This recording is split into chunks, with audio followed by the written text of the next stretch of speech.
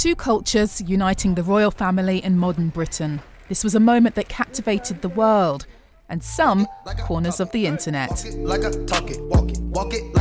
videos appeared online celebrating the news and Meghan's heritage.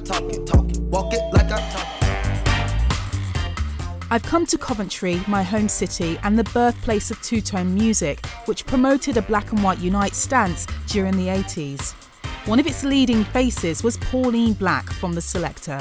Well, I'm certainly not a royalist. I think the monarchy is outmoded, outdated, and has a colonial past.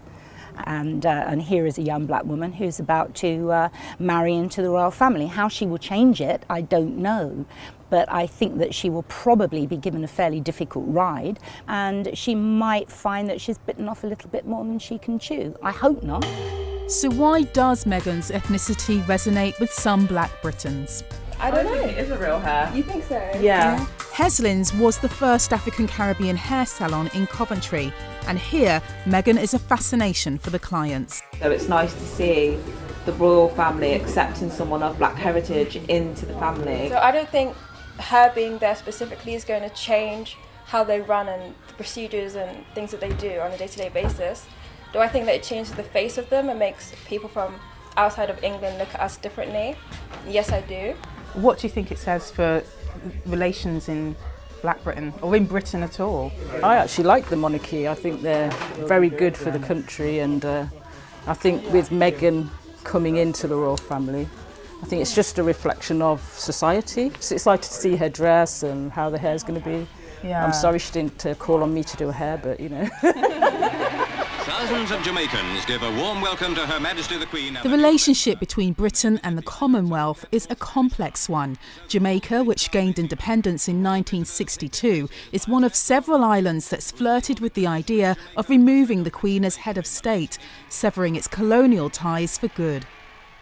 So does Meghan Markle's presence in the monarchy today represent significant change? The royal family is a symbolic institution. It's the idea about what it means to be British, what it means to have a British identity.